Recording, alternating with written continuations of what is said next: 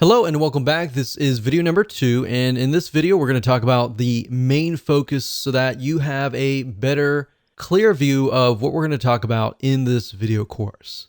You see, because on-page SEO is such a broad term that literally covers a lot of areas of your website, both the front end, such as the text, the content, and all of that, and the back end, like sitemaps, the XML sitemap, and all of that.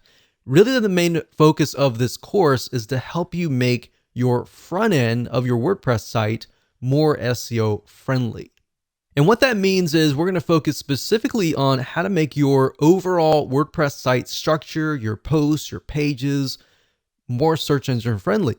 So the goal is that when Google and other search engine robots come to your site, they will know what your site is all about. Now, by robot, what I mean by that is that Google usually will send out computers, which are called bots, and they'll come and scan your website and try to figure out what your site is all about.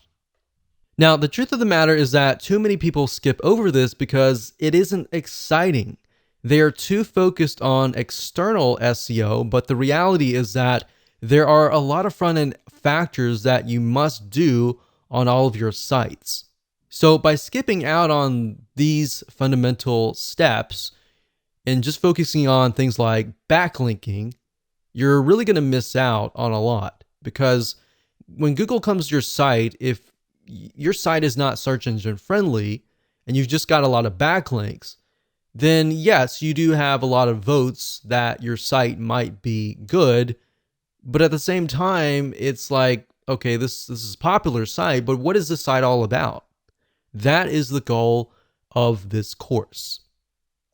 Even though that seems basic, it's very often much of a skipped step. So once you get in the habit of doing the following and implementing these 5 factors, you'll actually be ahead of most of your competitors. So the good news is that most people don't do this. So the fact that most people don't do this and you're doing this, you're going to get ahead of them.